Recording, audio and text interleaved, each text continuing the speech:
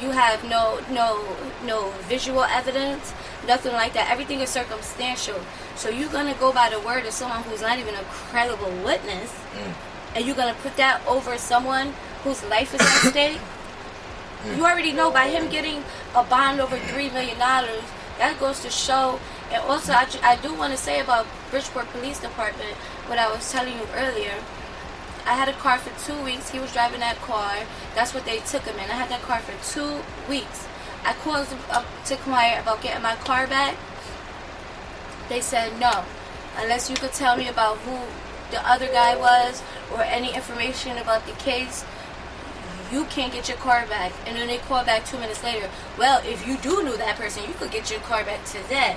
So they blackmailing. I said, is that blackmail? He hung up on me so fast. I still have his number in my phone. It was blackmail. That's crazy. So they don't want to give you your property back. Nope. Unless you could give them information pertaining. And that's what I need to get to my chemo therapy. That's what I need to go to all my doctors. I got a cardiologist, a nephrologist, a rheumatologist. I go to see the chemo people. That's all in New Haven. They don't care. They basically want me to lie. And basically, we're married, so anything we talk about anyway is privileged information. That's a fact. That's a fact. And that's another good thing about having a degree in law. The news will hype things more than what it really is for ratings and hot stories. That's a fact. Hot stories when it's all lies. It ain't even a hot story. Y'all just saying anything. And then I feel like he needs to have a trial outside of Bridgeport to even give him a fair shot. With a mixed jury. That's true. Because if you have that in Bridgeport, y'all might as well crucify him. We need a grand jury out here. You know, they need to start having enough, at least some type of evidence to place us at the crime scene to even lock us up. But they don't care about that. If somebody call the police station and say this person did something, they coming to get you. They made me feel like I had to come during that interrogation. When I went down there, I'm thinking about talking about something else. They stuffing my daughter with pizza and cake. Sitting there. Oh, you want to smoke a cigarette? Go ahead, smoke a cigarette. All right. Yeah, they trying to get you comfortable. Yeah, they thought they they trying to get you comfortable to bait you and shit. Yeah, so as soon as they think they about to bait me, get you to open up. Retract. Oh, what's this? Man, Google that, man. I don't know what you're talking about. Like, that's come on, man. That's the father of my child. That's the man I have vows with. That's the man who never left me for dead. If you really thought, and then once they found out they wasn't gonna get no information about me from me, bye. I ain't heard from them since I tried to get my car back. So they don't care anyway. That's a fact. That's a good, hard-working man that changed his life. It's been a decade since he's been in any type of heat, since he's been incarcerated, nothing. So when you speak to him on the phone, when he calls home, and you speak to him on the phone, you know, not to go into your private life, but what is some of the things that he speaks pertaining to, and you know, like, because believe me, I've been in a situation where I was incarcerated, and my bond was 1.5 million. My bond wasn't 3, and you know, I'm quite sure he is definitely overwhelmed. You know what I'm saying? It's a lot going on in his head. He tells me, he says he wrote down in his own prayer. He says that prayer every morning. He exercised, and you know how northern is with the lockdowns. Yes. He called me as much as I can, and I could see the difference in when he talked to our daughter. You could hear the smile on his face. We keep his spirits up. We're the only thing that keep him kind of normal. You know what I mean? Yes. He has no idea what's going on, what's being said about him out here, but he knows that I'm not necessarily going to defend him because certain things don't need to be defended. I feel like the most people that talk the most about him is people that don't even know him. Yeah, that always happens. Somebody always got an opinion, especially the ones that don't even know the person. They like, who are you? I've known this man for a decade. I ain't never heard your name once. Come on, get out of here. Definitely. So as far as the chemo and stuff, you're looking healthy and stuff like that. So it's working. My body, and listen, I want to tell people this because this is very important. When I was taking them 33 medications a day, from head to toe, literally, my skin was peeling and bleeding on my face, my neck, my hands. I couldn't go in the sun without 100 SPF. And in the summertime, I'm wearing jeans and long sleeve shirts, plus the sunblock. He kept telling me, take this medication, take this medication, take this medication. Listen, my daughter had to go vegan for a little bit. I went vegan. I didn't believe it at first. I went vegan for 2 months. I'm off all 33 medications in my chemo. I'm off all medications and vegan, and it was that simple. And I cried because it's like, these doctors, they're not going to advocate for a healthy diet and saying that's what's going to help you. Take everything these doctors say with a grain of salt. And even if you need to use these medications, use it till you get better and then cut it off. Taper off in a safe way, and you're good.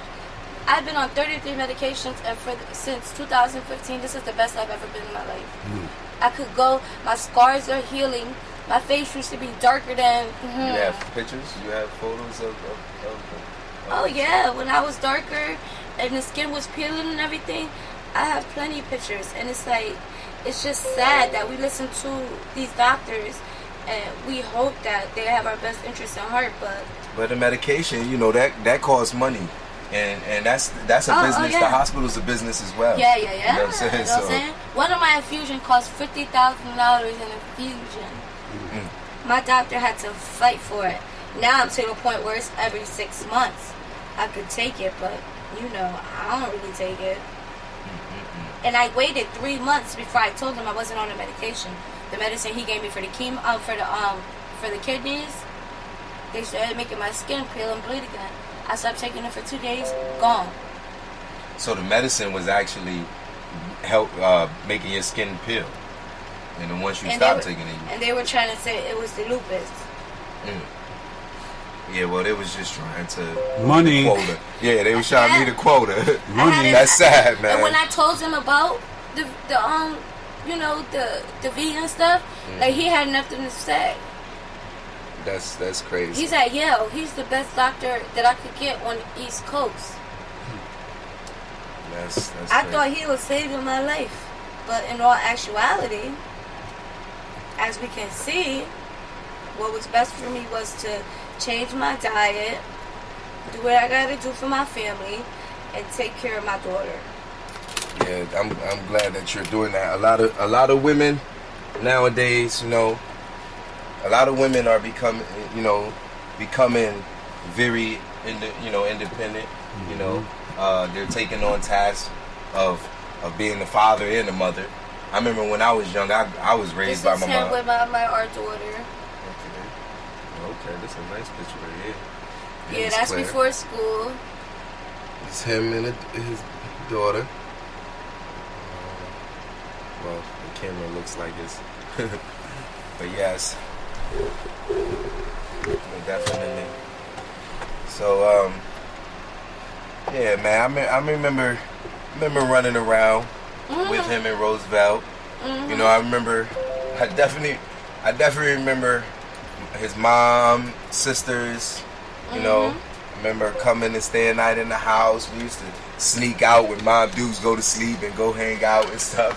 So we wasn't perfect. We wasn't perfect, y'all. I just want y'all to know. We're not sitting here saying that we were perfect. But he definitely don't deserve a 3-point-something bond just because of hearsay. This is how fat I was compared to now when they had me on the steroids and the chemo. So that was last year. This how she looked last year when you was on the chemo? When I was on the chemo and the steroids. The steroids is what make you the fattest. So with the steroids, like, it makes you bloated or something? It makes you bloat up. It makes you, and then you get angry quickly, and it's just a lot of side effects that I didn't want to go through anymore. That's another thing. I'm glad you brought that statement up, saying the side effects. Every time I see a commercial or anything of the nature, and like, let's say for example, you can see what that did to my skin. My skin was peeling and bleeding. Oh yeah, I can see. And that's the healing phase. You know what I'm saying? I look a million times better than I did before. You can tell from the chest part how dark it is. And that's all from the medication. That's how I'm taking the medicine. My skin lightened up. Now I'm back to almost normal Crystal.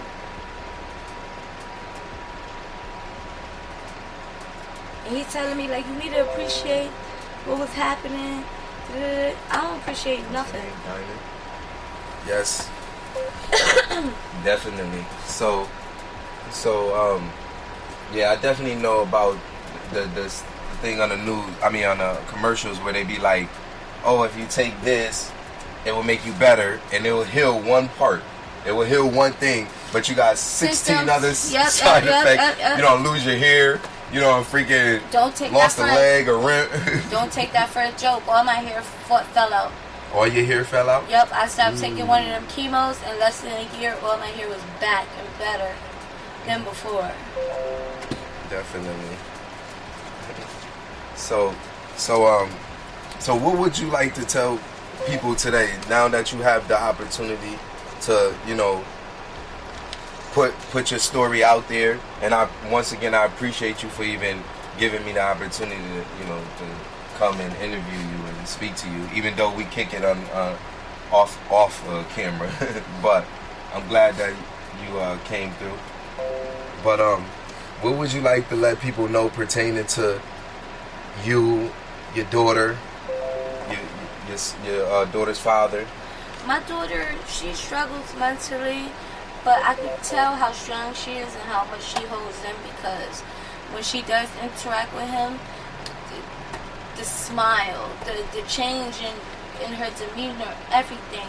And I think she tries to stay strong for me, because she knows that stress and everything affects my illness. Bridgeport Police Department, I never used to believe Mark when he said Bridgeport Police Department was corrupt. He do things like that. And I said, no. He like, don't come to Marine right now. They bugging like, hey man, I'm legit. I'm coming. No, they harass you. They lie on you. They blackmail you. And this is coming from an educated woman who had worked with prosecutors. I've done internships in Bridgeport Probation. I've seen them laugh at people's lives in there. Like, it's not a joke. They don't care about y'all. It's a paycheck. Use another person on a piece of paper. They use us interns to, I really, really did not understand it, and I really have faith in that. That's what I went to school for, was to be a prosecutor, because I wanted to make stuff fair. Not every black man is a criminal. Not every white boy deserves leniency, and I'm just keeping it all the way 100. I sat in a courtroom with people with the same drug charges, black and white. White boy comes in with a little suit and tie with mommy and daddy behind him crying. Oh, go take a urine. Black man, cuffs gone, cuffs gone, cuffs gone. We don't get a fair chance. And if they want you for something else that they feel like they didn't get you for before, they're going to eat you alive. Definitely. Even if they know, I'm telling you, when they interrogated me, and they wanted to show a video of Mark getting into a car, he's getting into a car. There's no gun, there's no mask, like you said 5 minutes prior. What's up? You have nothing. No evidence. Everything is circumstantial evidence. You have no weapon, you have no nothing. Yet this man's bond, based upon the bond, first of all, is supposed to be fair. Yes. Okay, you take the crime into consideration, but do you think that man can afford a $3.2 million bond? In all actually, then it shouldn't be that amount. And do 6 people have to give up houses in order for this man to be free and to see his child? And then you want to say he can't talk to my daughter? That's all my daughter knows. That's a daddy's girl. You ruining my daughter's mental health by keeping her away from him. Well, I'm saying, that's the design. The design is to cripple the black man. The black man and the family. Yes, because it leaves the woman to a degree vulnerable. You know what I'm saying? It leaves the child to be subjected to crime, and that's their agenda, to them to be able to get money. And train their ass to go to where they need to be. That's population control. And it's sad. You don't see no Planned Parenthood and Westport. You see fertility clinics. Yeah. What you see in Bridgeport and New Haven and Waterbury. I've heard them call and say, can I have these donations only for black baby abortions? And they laughing like, haha, yeah. Like, it's that serious. I want to go on the stand and be cynical, because it's like, you cannot do this to a man based on hearsay. What if that man don't like Mark? Mm-hmm. He gonna say anything in his power to get him to